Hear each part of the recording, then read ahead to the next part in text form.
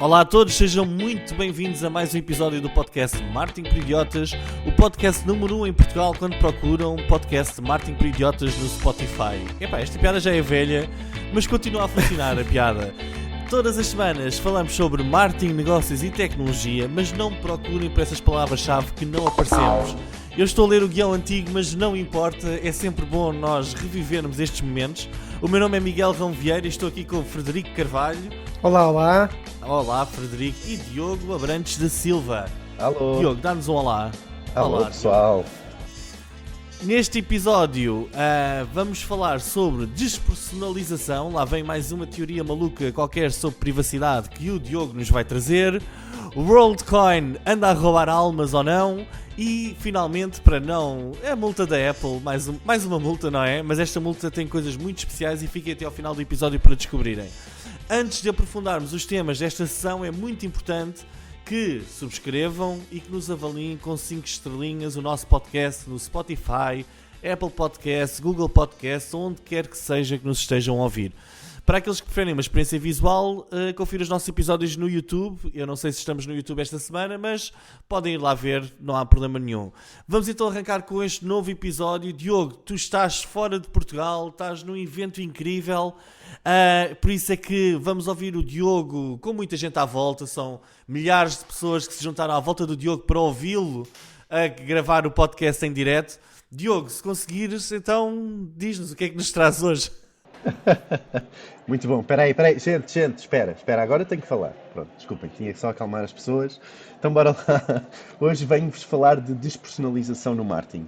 Sim, depois do short term, eu queria trazer uma coisa mais leve, mas não consegui. E como é algo que tem estado na minha cabeça e nos livros que ando a ler, e como temos o nosso idiota Miguel de volta, queria sem dúvida algumas ideias para ver como podemos combater esta despersonalização. Ok?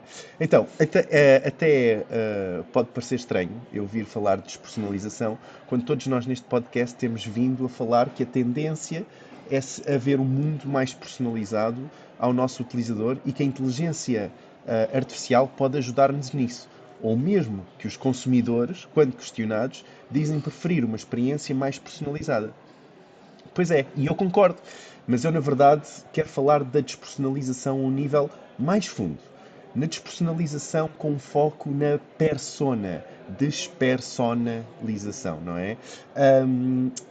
Ok. Ou seja, esta falta de persona ou falta de humano no marketing, ok? Reparem nisto, eu disse as palavras utilizadores e consumidores. E não é algo de estranhar, certo? Vocês não estranharam nada disto nas minhas frases, porque é uma frase normal, que os utilizadores querem um mundo mais personalizado, que os consumidores, quando questionados, preferem uma personalização, não é? Só que, segundo o livro que eu ando a ler, claro, que tem a ver com sustentabilidade e marketing, não é? E o nome do livro é Sustentabilidade e Marketing e o papel da nossa indústria no futuro da sustentabilidade. E que foi também um livro que acabei por não mencionar no último episódio, mas precisamente o que o livro fala é sobre a objetivação dos dados e especialização dos vários campos acabam por levar a uma crescente separação entre o marketer e as pessoas que podem ser os seus clientes. Eu vou repetir. A objetivação de dados e especialização dos vários campos acaba por poder levar a uma crescente separação entre o marketer e as pessoas que podem ser os seus clientes. Reparem, hoje em dia, um CMO de uma empresa de SaaS, por exemplo, pode nunca sequer na sua vida falar com um cliente final. Isto é totalmente possível, não é? Muitas vezes até pode falar com as equipas de vendas, falar com os seus colegas, mas raramente pode, não digo que pode, mas raramente acaba por falar com o cliente final, né? Isto pode acontecer. Mas, quando olhamos para o online, as coisas pioram. Reparem no meu exemplo. Eu que especializei-me em Google Ads, SEO, Web Analytics, a trabalhar mais de 30 marcas diferentes nas várias agências, estive sempre muito longe de quem poderia ser o meu cliente final.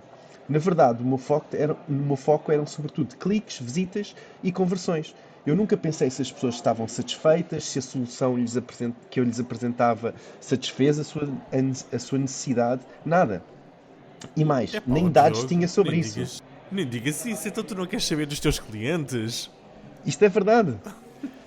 Eu não tinha acesso a isso, não é? E na agência, não é? E no digital isto acontece, certo? E não era a minha responsabilidade, não é? Porque eu estava concentrado na minha especialização, que era conseguir Era só cliques uma e peça na conversões, certo? engrenagem. Ou seja, não só esta especialização pode levar a uma maior despersonalização, ou mesmo desumanização, ok, no marketing, como o online e agora a inteligência artificial podem aumentar esta desumanização. E nós, como nos podemos adaptar ou adaptar o nosso produto ou a comunicação se não sabemos as necessidades que estamos a tentar satisfazer, certo? É isso que o marketing é suposto fazer, satisfazer a necessidade da pessoa que quer o nosso serviço ou produto. Meus amigos, olho agora para vocês à procura de uma resposta. Concordam que o digital trouxe uma maior desumanização ao marketing e como poderíamos nós humanizar-nos mais? Muito bem, parece-me um tópico super profundo. Isto acho que é daqueles tópicos que davam uma discussão aqui de várias horas, mas, epá, Fred, começa tu, dá-lhe. O Diogo toca aqui num problema, que é a perda desta ligação humana no processo de marketing, esta despersonalização. O Diogo traz sempre temas contundentes e faz sentido que possa diluir a essência do marketing, que é criar o valor e satisfazer as necessidades humanas. Eu lembro-me aqui, eventualmente, de 2 exemplos que penso que fazem aqui contexto. Como eu faço muitas auditorias, estava aqui também a pensar no meu trabalho enquanto estava a ouvir o Diogo. É uma prática comum quando nós estamos a pensar, por exemplo, na segmentação de mercado baseado exclusivamente em dados quantitativos e ignoramos as nuances qualitativas que definem a identidade e as necessidades dos consumidores. Acho que o Diogo assinou com a cabeça que sim, portanto assumo que está correto. No fundo é uma abordagem em que nós queremos pensar as mensagens de marketing que, embora possam ser eficazes a alcançar um grande número de pessoas, depois não têm eco, não conseguem ressoar, não têm impacto a um nível pessoal e emocional e depois resultam em experiências de marcas superficiais. Eu lembrei-me de um tema específico, ainda mais concreto, se calhar relacionado com este tópico da despersonalização. Por exemplo, numa loja online. Uma loja online, retalho, por exemplo, utiliza um sistema de inteligência artificial para recomendar produtos aos seus clientes. O sistema tem como base o histórico de compras, tem como base o histórico de navegação, sugere produtos que são relevantes para o perfil do cliente, mas não levem em consideração todas as necessidades, os desejos mais específicos. Qual é o resultado? O cliente pode sentir-se um bocado frustrado porque recebe sugestões com base no algoritmo, mas depois não corresponde a uma expectativa de humanização, de uma mensagem personalizada, de um e-mail mais caracterizado. Não sei se é isto, Diogo, confere? Claro, isso também, sem dúvida. Pronto. Agora é todo o mundo na solução de criar uma experiência a que nós consideramos autêntica, porque isso depois depende de mercado para mercado, empresa para empresa. Sim, e a questão, desculpa Fred, só de adicionar esta questão, que é como é que nós conectamos os marketers, principalmente nesta abordagem digital que nós agora temos e de especialização, como é que nós voltamos a conectar os marketers com o seu público final, não é? Não, diz, já terminaste e ainda ias dizer alguma coisa, diz. Honestamente eu ia só comentar que o comentário do Diogo já pressupõe que existe que há uma falta de ligação, e aí é que eu já discordo um bocadinho. Porquê? Porque eu acho que os marketeers têm vindo... Não, há essa profissionalização já desde há muitos anos, e essa profissionalização não só está relacionada com o próprio perfil do profissional, como também pelas ferramentas tecnológicas que têm vindo a aparecer. Por exemplo, ferramentas de social listening, como monitorização das redes sociais, ou quando se fala de marketing de conteúdo direcionado, ou quando se fala de personalização em escala, ou quando se fala de preocupação com como é que se faz gestão de comunidade ou engagement com o cliente, ou seja, ou eventos ou experiências. Eu acho que isto já é o caminho da fase de compreender os dados mais qualitativos e não apenas números. Claro. Ou seja, acho que essa relação não se perdeu. Sim, então eu não consegui perceber, eu não sei se consegui perceber exatamente tudo aquilo que esteve aqui a ser debatido ou não.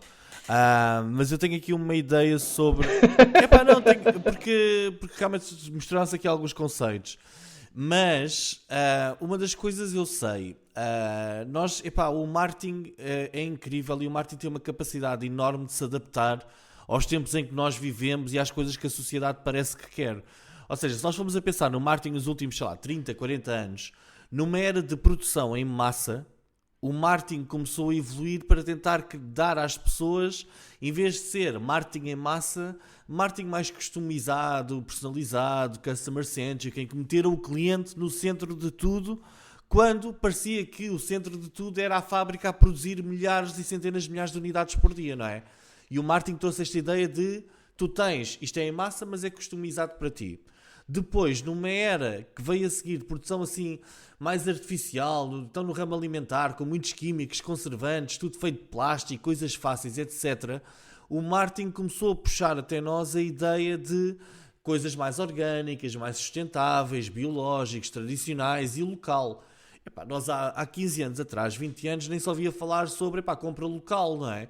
Compra coisas de produtores locais, etc. E o marketing trouxe-nos esta ideia toda, não é? E eu acho que agora, numa era de inteligência artificial, eu discordo completamente, mas eu não sei se percebi exatamente aquilo que o Diogo estava a dizer. Mas eu discordo completamente da ideia de que isto vai ficar tudo menos humano. Eu acho que vai ser exatamente o contrário. O marketing, utilizando... Sim, mas diz, Fred. Há poucos minutos, no grupo do WhatsApp do Marketing por Idiotas, houve uma partilha, agora não me recordo quem, mas que partilhava as maiores empresas em Portugal onde é que elas investiram. E eu penso que o tópico pormenorizado do Diogo tem a ver com a comunicação bidirecional. E se formos ver onde é que a maior parte das empresas fez os investimentos, 93%, era em TV. O resto estava completamente disperso entre 2% digital, 2% outdoor, 2% não sei o quê. Ou seja, se falarmos de comunicação... Eu estou aqui a ver o gráfico. Que... A comunicação não é bidirecional na maior parte dos meios onde houve investimento. Acho claro, mas onde é que isto está a ser medido, não é? As escolhas estão a ser feitas. Deixem-me só adicionar este ponto. Eu preciso de ir andando, porque estou aqui na Comissão Europeia num evento sobre o Pacto Climático. Estou a tentar arranjar forma de multarem mais malta. E então vou ter que... Sim, diz. E especificamente o Miguel, por estes comentários, mas eu preciso mesmo de ir. Mas a minha questão é não tão naquilo, nem na comunicação bidirecional, nem no facto da comunicação ser bidirecional ou não, mas no facto de ser de haver o componente humano e de nós necessitarmos muitas vezes em marketing de percebermos para quem é que nós estamos a vender e percebermos quem é que é a pessoa que vai poder usufruir dos nossos serviços e quais são as necessidades, e como esse elo está cada vez mais longe do que eram os anos anteriores. E é esse o meu ponto. Gente, muito obrigado e desculpem ter que sair, e gosto muito de vocês.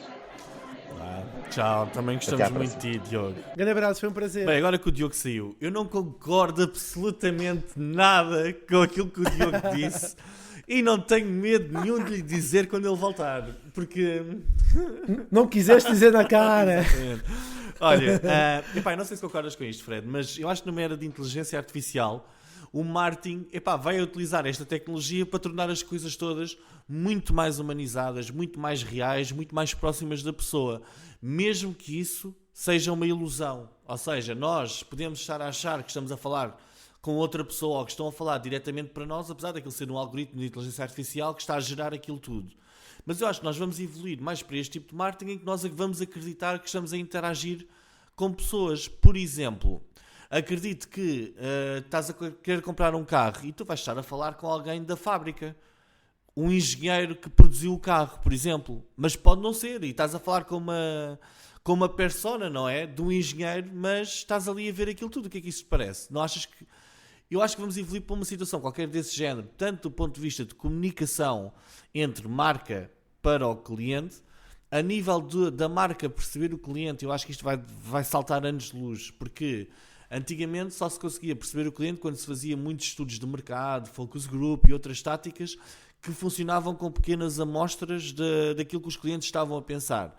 Nós hoje em dia não, com a inteligência artificial conseguimos ter um grande número de dados que estão a entrar em tempo real e a ser analisados, e eu acho que a marca vai perceber muito melhor quem é o cliente ao ponto de chegar ao indivíduo, que é tipo, ok, o Fred tem este perfil que é parecido com o António, com o Joaquim e tal, e todos eles gostam deste tipo de coisa, eu acho que vai haver um detalhe muito maior, uma percepção muito maior do que as marcas percebem de nós, não é? Mas eu estava a pensar aqui numa coisa a propósito do que tu disseste, que é, tu não, ou seja, o Diogo disse, os profissionais de marketing era ideal que tivessem um entendimento profundo das necessidades reais das pessoas. Entre o que estavas a dizer e o que o Diogo disse há pouco, não achas que há talvez uma ênfase excessiva hoje em dia em dados quantitativos, automação das interações, e isto pode, às vezes, nós temos até falado de inteligência artificial nesse respeito, não é? Que é automatizar, tornar mais eficiente, reduzir recursos humanos, porque existe já tecnologia que resolve essa situação.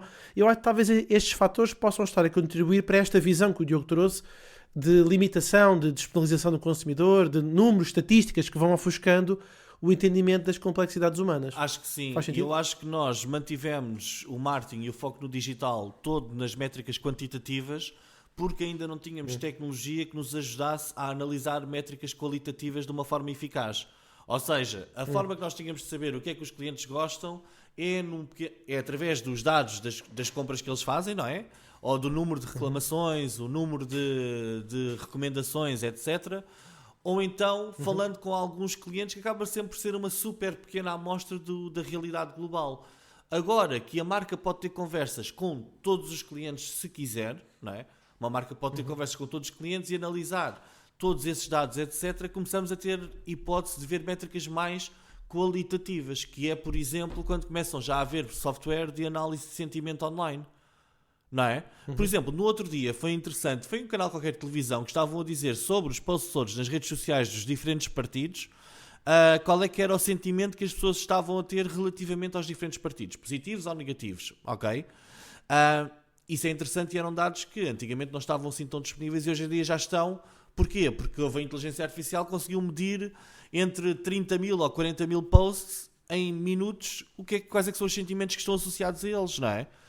Ou seja, eu acho que a nova era que aí vem é uma era de super personalização, super insights sobre os nossos clientes, que nos vai permitir encontrar novos potenciais clientes. Agora, isto vai estar sempre a roçar na privacidade. Eu não sei como é que isto vai ser, mas isto vai estar sempre ali nos limites do o que é que deve ser protegido ou não achas? Sim, faz sentido. Não tenho mais a agregar porque fizeste agora uma conclusão muito completa.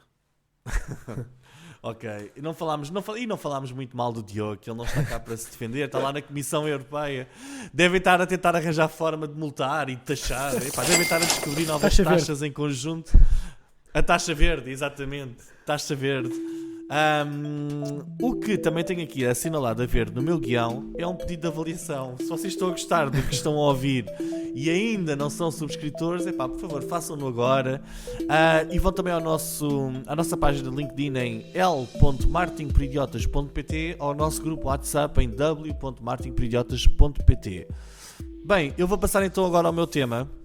E eu esta semana venho falar sobre um tema quente que andei a ser falado por toda a gente, que é a WorldCoin. Como ganhar 100 euros. Exatamente. E então, o tema que eu trago é a WorldCoin rouba-nos a alma. Então, este mês surgiram uma data de notícias em que falam sobre a WorldCoin, scans de retinas, pessoas que recebem 100 euros, como o Fred disse, por irem tirar uma fotografia a uma máquina no centro comercial. Nós hoje vamos desmistificar um pouco isto, o que é a WorldCoin, para que serve, e será que isto é um esquema? É a grande pergunta deste episódio. Esta história da WorldCoin faz-me lembrar um bocadinho o Far West americano, onde os índios tinham medo que os ocidentais, aqueles grandes malandros, lhes tirassem uma fotografia porque acreditavam que a foto lhes roubava a alma. Bem ou mal, a verdade é que todos os índios que vestiram os fatos de domingo, aparentemente e até à prova em contrário, mantiveram a sua alma. Ou não?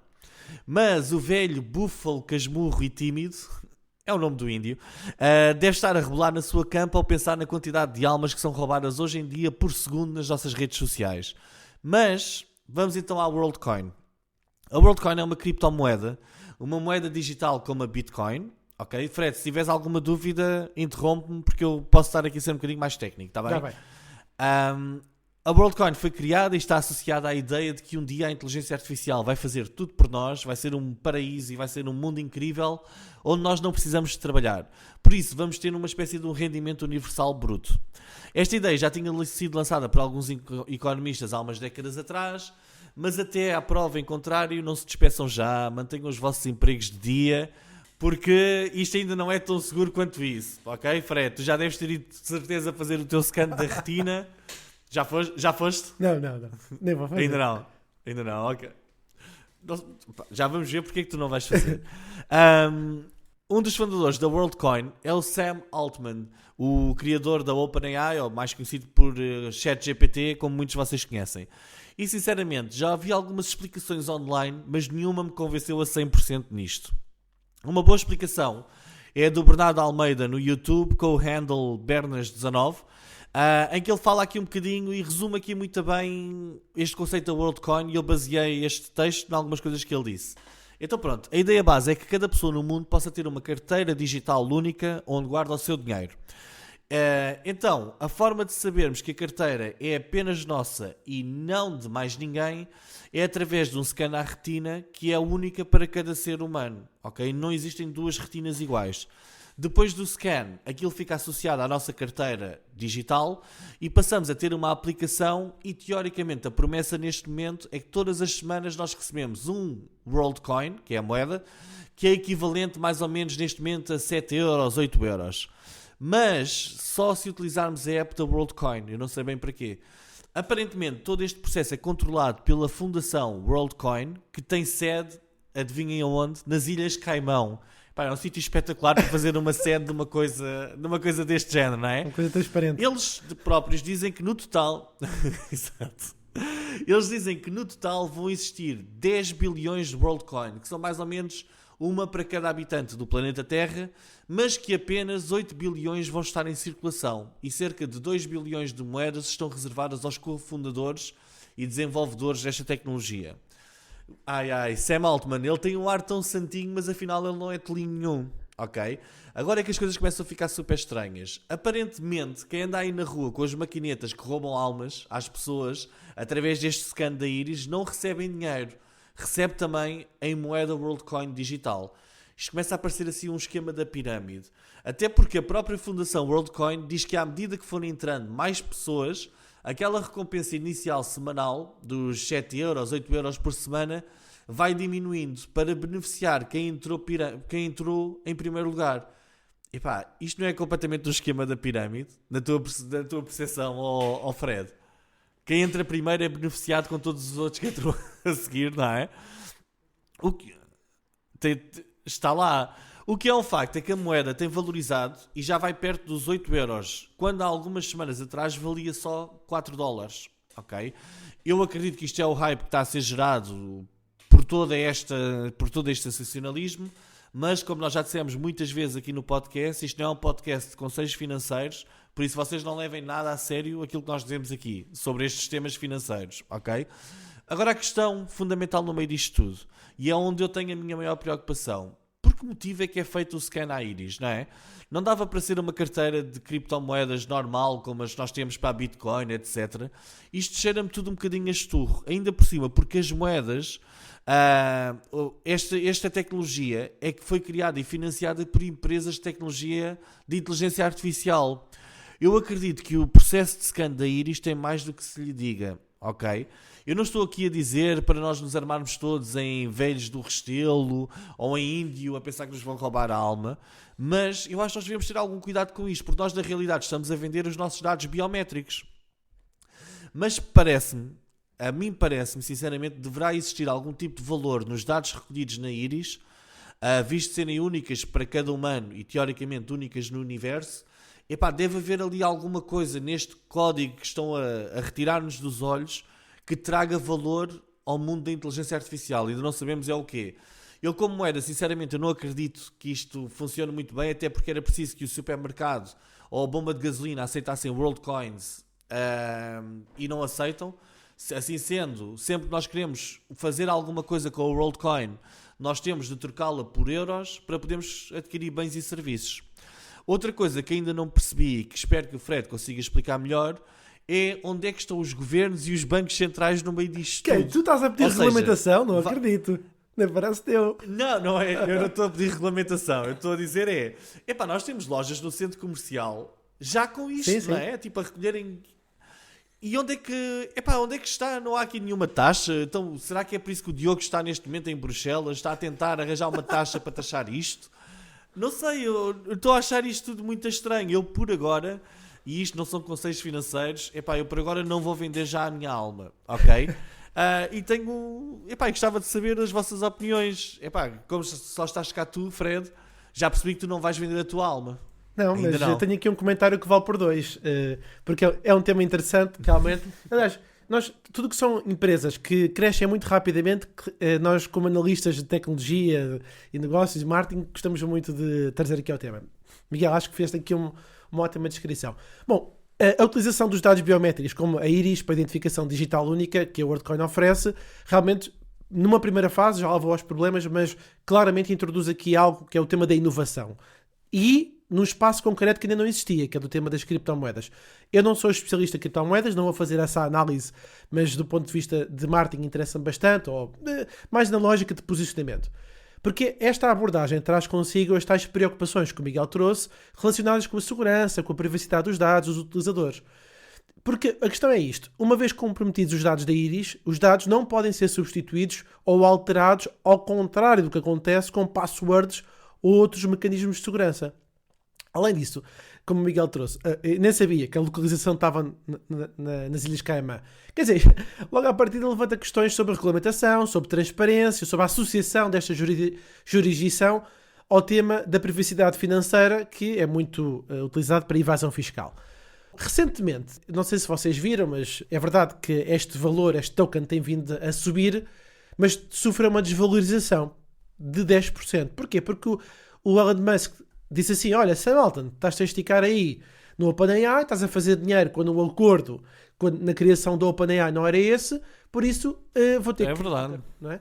Então, o Elon Musk não apresentou uma ação judicial contra a WorldCoin, não, foi contra o OpenAI. Só como o dono é o mesmo, que é o Sam Altman, isto mostra a volatilidade inerente a este mercado. E é o seguinte, eu acho que apesar destas controvérsias, subiu, desceu, etc., ou do crescimento ou não desta WorldCoin, segundo vi nas notícias, achei estes 3 dados muito interessantes, que é, 1, existem 4 milhões de pessoas que já estão a utilizar, ou já fizeram o registro a nível global, temos 4 milhões de dados, dos quais 360 mil estão em Espanha e 300 mil em Portugal. 300 mil utilizadores em Portugal. Eu estou aqui a ver em direto, isto está, não está nos 4 milhões, mas está quase a chegar, está em 3.998755. Ou seja, se calhar ainda vai chegar em direto aos 4 milhões. E eu acho que é muito muito interessante mas continua, desculpa. perceber esta expansão que tem vindo a ser impulsionada. E agora vem uma parte relevante, que há bocadinho o Miguel falou dos supermercados, mas vejam só, daquilo que eu tive a oportunidade de ler, a expansão foi impulsionada porque a WorldCoin foi integrada onde? Minecraft, camada jovem, no Reddit, nos fóruns online, no Telegram, no Shopify e no Mercado Livre. O que é que isto mostra? Que ao mesmo tempo que existe um alvoroço sobre o escrutínio dos regulatórios, isso não está a impedir uma adoção significativa a este projeto. E eu li no Jornal Económico, nas palavras do Ricardo Maciel, que é o diretor para a Europa da Tools of Humanity, que é quem representa a WorldCoin, que em Portugal há cerca de 300 pessoas ligadas à WorldCoin envolvidas naquilo que o Miguel estava a referir, de captação de íris em centros comerciais, estações de transporte e em vários distritos.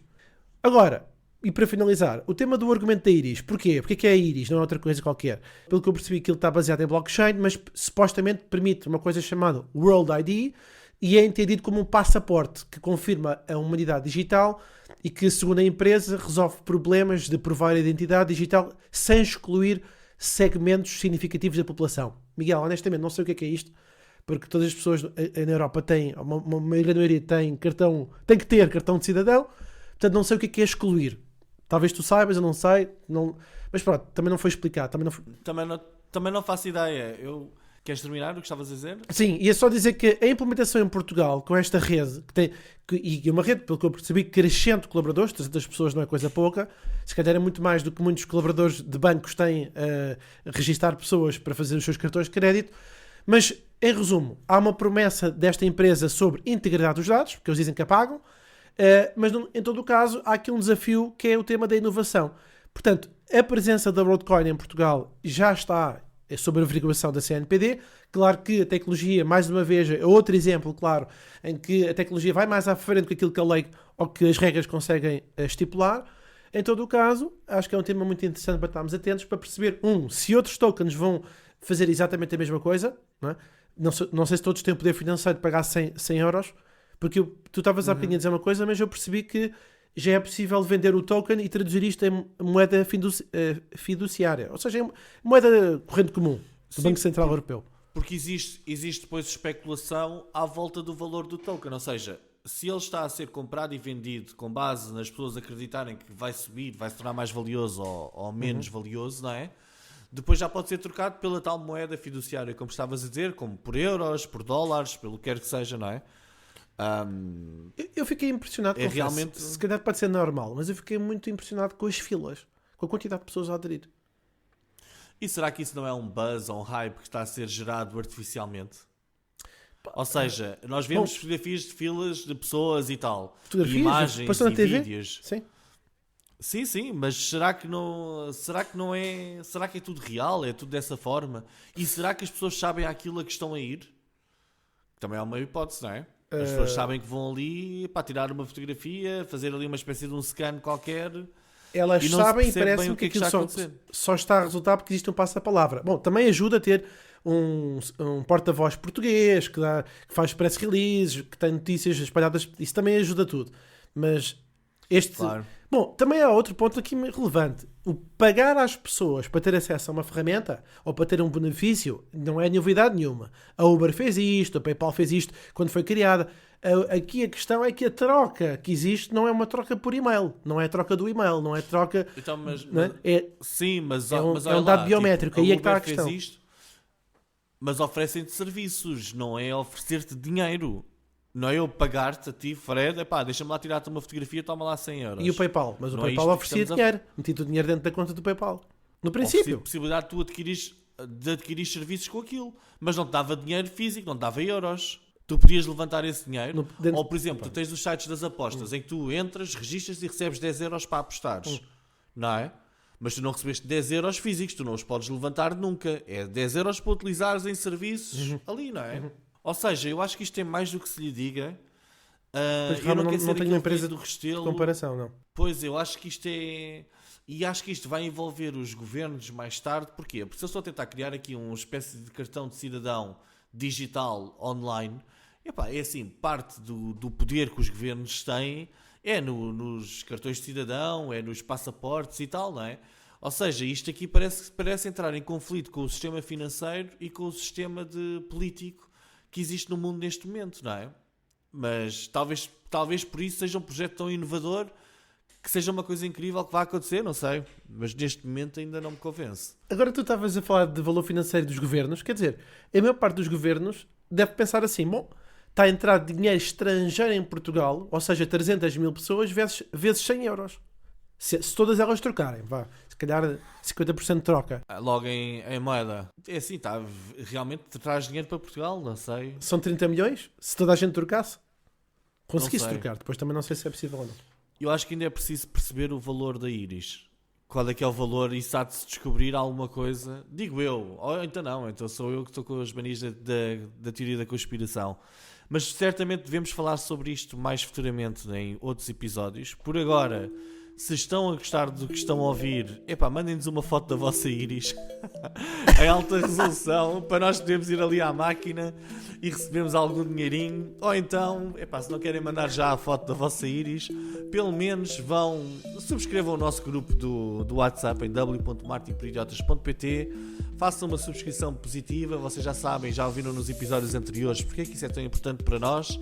Esta semana penso que não temos conteúdo exclusivo, certo, Fred? Não. O conteúdo exclusivo são os incríveis insights que foram colocados no grupo WhatsApp sobre o investimento publicitário em Portugal. Podem ir lá ver. E vamos passar, sem mais demoras, aqui ao último tema do dia, que é do Fred, que vem-nos falar sobre a Apple, lei digital, multas, entraves, complicações. Fred, o que é que a União Europeia preparou desta vez? Não sei, foi a União Europeia ou foi os Estados Unidos? Não, foi União Europeia. Boa. Não se foi embora que o tema é interessante. Eu venho abordar um tema atual da tecnologia, um acontecimento que foi destacado na capa impressa do Financial Times de hoje e está relacionado com a aplicação de uma das mais avultadas multas já registadas contra um gigante do setor tecnológico. Bom, estimado Miguel, vou deixar-te aqui uma pergunta que, para queijinho, e Ok. para a audiência também refletir, com 4 hipóteses. Não é? Com 4 hipóteses. O que é que terá levado a esta multa? Hipótese A. Será o acesso ao controle desproporcional de dados pessoais? Hipótese B. Complexidade em conseguir regulamentar as práticas fiscais internacionais, tipo as Ilhas Caimã? Hipótese C. Os riscos iminentes à privacidade e à segurança digital? Hipótese D e última, ou a concentração exacerbada do poder económico e tecnológico? Olha, como eu sei à partida que isto é da Apple, eu vou descartar a hipótese A. Acho que não deve ter, espero eu, que não tenha sido aqui um problema qualquer com dados pessoais. Vou descartar também a C, os riscos iminentes à privacidade e à segurança digital. Ou seja, eu estou entre a B e a D. Epá, devias meter aqui a musiquinha do... Aquela música do Quem Quer Ser Milionário. É assim... epá, eu Ajuda do diria... público? Talvez... Epá, agora já não... Agora tenho que telefonar. Tenho que fazer a chamada para casa. Não, é assim, olha, eu acho que como a moda é aqui a questão dos monopólios, deve ser a D. A concentração exacerbada do poder económico e tecnológico. Acertou! Bom, o protagonista da história é então a Apple, uma organização que pela sua magnitude define os limites do possível no universo digital. Vamos perceber porquê. Hoje a Apple tem uma capitalização do mercado impressionante, 2,8 trilhões de dólares, que é o equivalente a 42 vezes o produto interno bruto em Portugal ou mais de 10 vezes o produto interno bruto do Brasil. Portanto, a Apple é um colosso económico. E isto significa o quê? Que a Apple por si... Isto mesmo, uma pessoa vendo estas comparações assim comparado com países, né? Com Portugal, epá, é normal que tenham 30 vezes, 40 vezes o Portugal, não é? Mas do Brasil, isto é 12 vezes a economia do Brasil? O É 10 vezes. Epá, incrível, fogo. Isto significa isto, que a Apple por si só vale mais do que toda a economia portuguesa, incluindo todos os bens, serviços e produção. Bom, qual é que é o cerne da controvérsia? É uma multa que foi imposta pela União Europeia, ascendendo a 1,8 mil milhões de euros pela prática de regras abusivas da App Store, particularmente no que diz respeito a fornecedores de serviços de streaming de música. Portanto, é uma coisa muito em particular. Os nossos ouvintes, por exemplo, no grupo de podcast comentaram que ouvem mais podcasts na plataforma de Spotify, depois em segundo lugar na Apple, e precisamente por este motivo a União Europeia olhou para as respostas do nosso grupo e disse: vamos multar a Apple. Não, o ponto aqui principal é só para colocar em perspectiva o que é que são 1,8 mil milhões de euros, correspondem a... Vejam só, estes números realmente são impressionantes. Nós pensamos, 1,8 não é nada especial. Pois, corresponde ao montante anual que a Comissão Europeia destina à ajuda humanitária em 2024, que está prevista para 2024. É um montante anual. Bom, ora bem, novamente, para contexto muito rápido, Google 2018 recebeu uma cartinha para pagar 4,34 mil milhões. Ou seja, em 2018 a União Europeia aplicou a maior multa recorde que já foi paga por violação das regras à data da livre concorrência. Foi uma multa que no fundo foi imposta por práticas anticoncorrência relacionadas com o sistema operativo Android. Depois, para contexto histórico, 2020 a Apple foi convidada a pagar 1,3 mil milhões, este caso não está ainda resolvido. 2021 a Amazon foi multada em 738 milhões e foi pago. Isto só para também dar uma noção aos nossos ouvintes que quando é aplicada uma multa, alguns ouvintes podem pensar, eles nunca vão pagar. Não. Já aconteceu na maioria dos casos.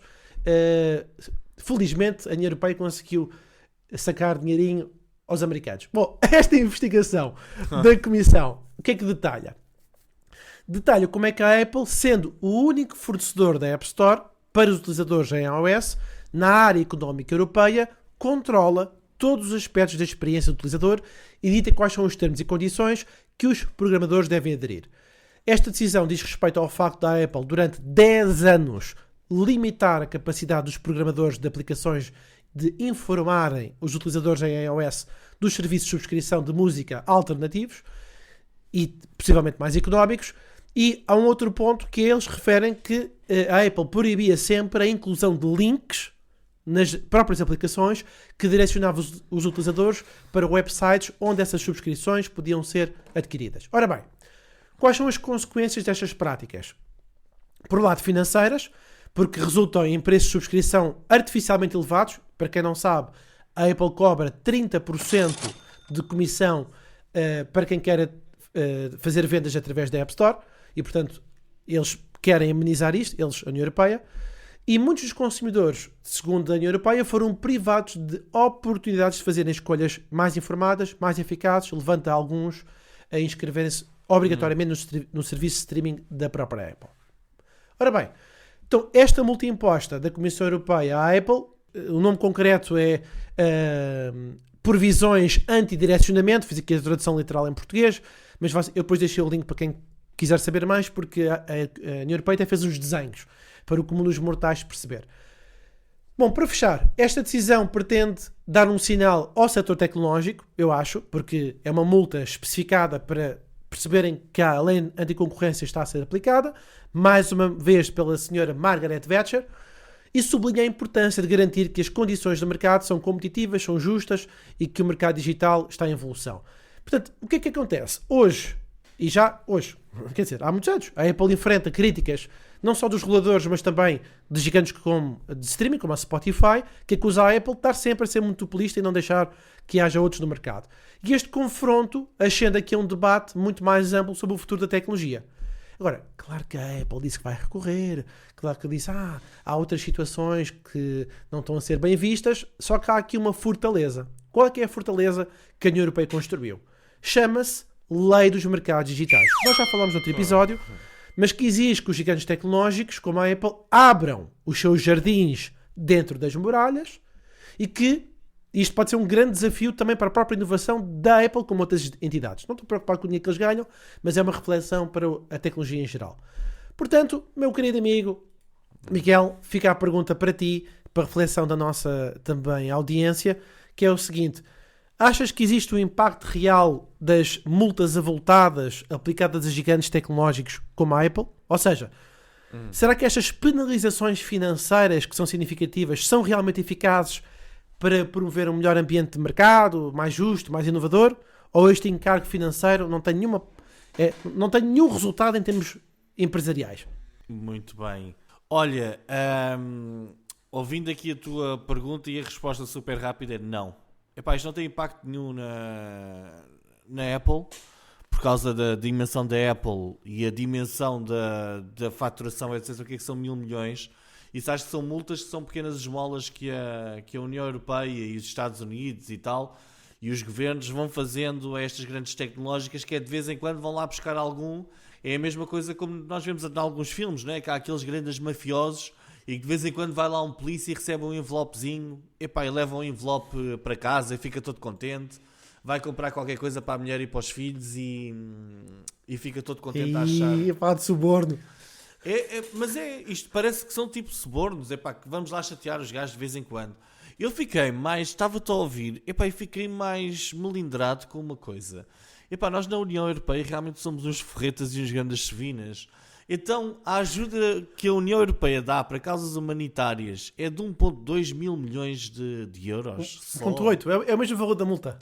O mesmo valor da multa, 1,8 mil milhões, é o que nós ajudamos.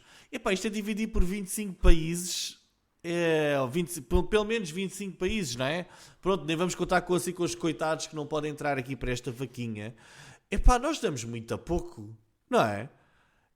Ok, que parece que é muito, mas isto não é nada na economia europeia. O novo aeroporto de Lisboa, o aeroporto, não é? Dizem que vai custar 10 mil milhões. Epá, isto não é nada, não é? Mas pronto, epá, nem vamos falar sobre política, sobre estas coisas, mas realmente acho que nós damos mesmo muito a pouco para causas humanitárias pelo mundo inteiro. Epá, estou completamente chocado. Mas, continuando. Olha, deixa-me só pegar, não especificamente no tema da rúbrica que está no orçamento, Mas nós já até falámos disto num outro episódio e esta notícia de hoje, ou melhor, de ontem, que hoje foi publicada, mas que foi difundida por grandes órgãos, mas há aqui um ponto importante, que é, parece-me que isto passa a ser uma fonte de receita de multas tecnológicas, que tem vindo a ser cada vez mais frequente. Isso já tínhamos falado aqui sobre isso várias vezes e até, acho que já tínhamos feito uma comparação qualquer que nós no Orçamento de Estado, qualquer português, aí há alguns anos, há lá uma rúbrica que é para multas, não é? Já se faz uma previsão mais ou menos quanto é que vai entrar em multas. E eu acho que a União Europeia deve ser a mesma coisa. Fazem lá um orçamento e diz agora tem de entrar este ano, o objetivo é conseguirmos 3 mil milhões. Epá, estou a juntar os maiores crânios que existem a nível europeu e é por isso que está lá o Diogo, para tentarem todos em conjunto encontrar novas formas de multar. É o tema da conferência em que ele está. Novas formas de multar em 2025. Epá, e acho que é isso. Mas pronto, olha, indo aqui ao teu assunto, eu acho que é assim. Nós temos de uma vez por todas decidir quem é que controla os ecossistemas digitais. Será que o controle de um ecossistema digital deve estar sobre quem criou o ecossistema digital? Neste caso, a Apple criou o ecossistema, distribui o ecossistema para os seus utilizadores. Será que eles devem controlar tudo o que se passa ali dentro? É legítimo pensarmos desta forma e dizem, sim, nós Isso é o que já acontece, não é? É o que já acontece. Mas é uma das possibilidades. Epá, e o controle é deles e quem quer estar no ecossistema está, quem não quer não está. Da mesma forma que o Facebook também pode, ou a Meta, pode dizer que tipo de conteúdos é que quer nas suas redes sociais ou não e o que é que está de acordo com as políticas ou não, não é? É uma hipótese. Também pode ser um ecossistema que seja controlado pelos utilizadores, ou seja, um ecossistema livre, open source, o que lhe queiram chamar, em que existe moderação dos utilizadores e eles é que mandam no que se passa ali. Ou então, quem é que manda? São os governos é que mandam nos ecossistemas independentemente de quem os criou ou de quem os utiliza. Epá, todas as hipóteses vão ter argumentos contra e argumentos a favor. Eu sou daqueles que acredito que acho que um ecossistema é de quem o criou, em primeiro lugar, mas pode ser utilizado ou não por quem decide utilizá-lo e as pessoas podem decidir ir para outra coisa qualquer, mas também acredito que os governos devam ter um papel qualquer, não ser um ecossistema, um mercado completamente livre e que cada empresa faz o que quer. Deve haver aqui também alguma legislação para garantir que ele vai de acordo com a sociedade e com as regras que nós estabelecemos na nossa sociedade, ok?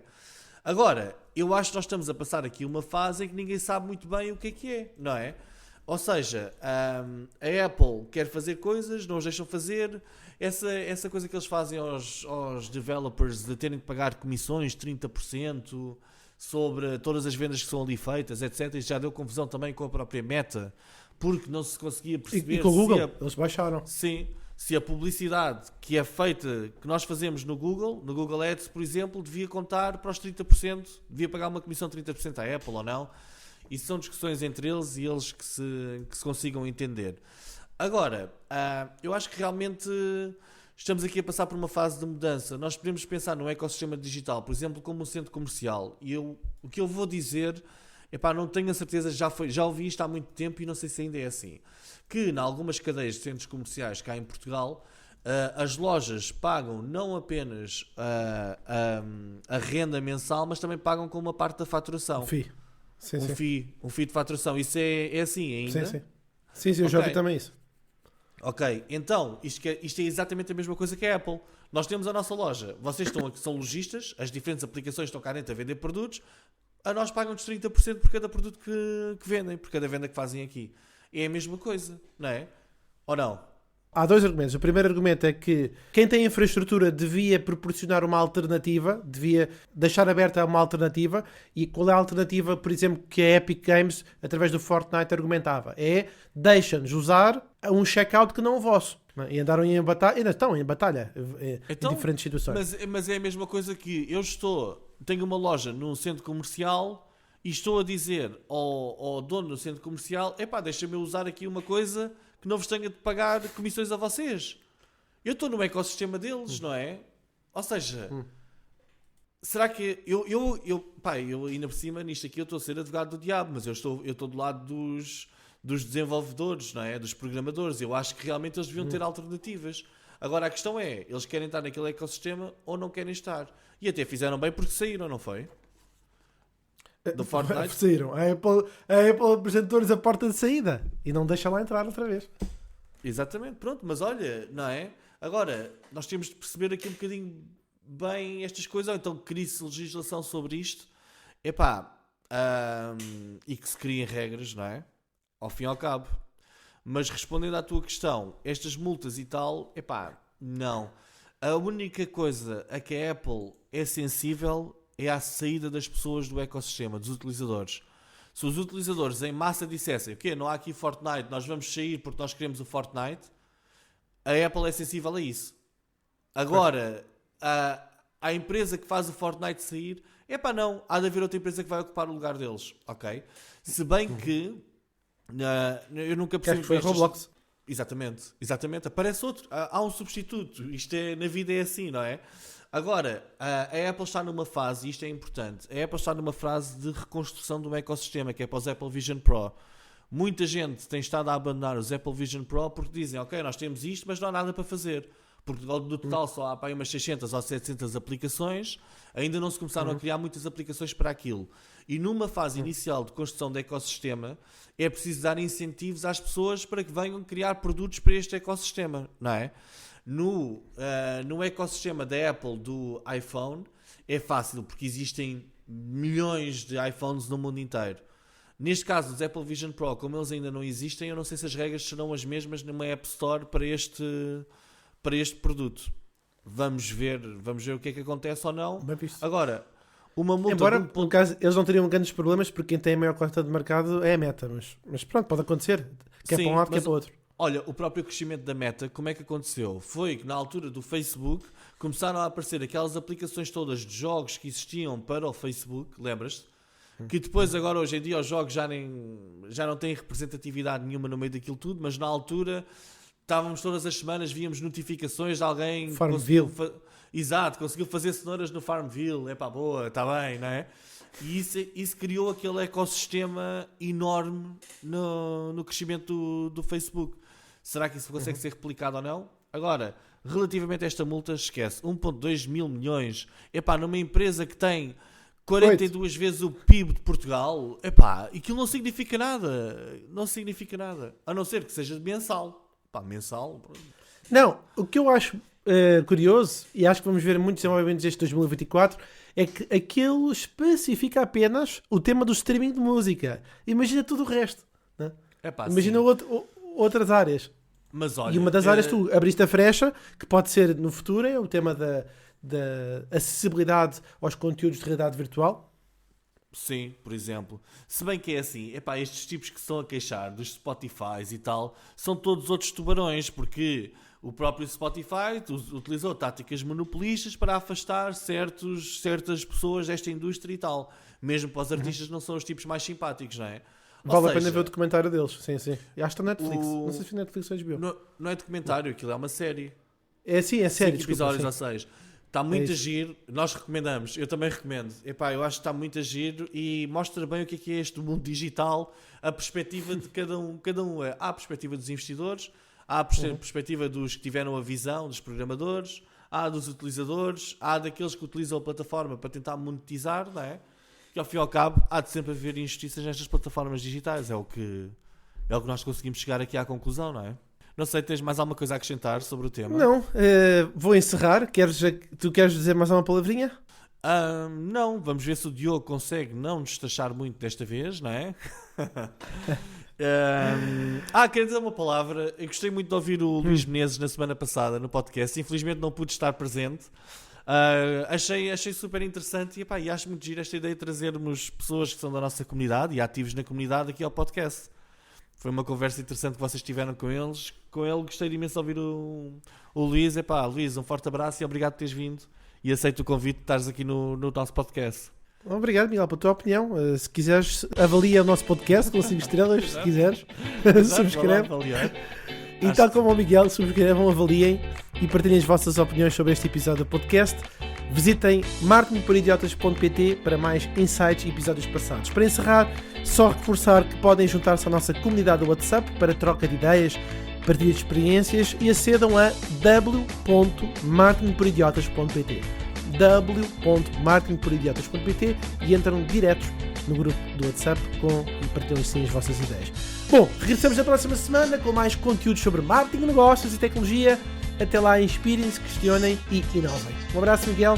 Tchau a todos. Um abraço, tchau, até para a semana.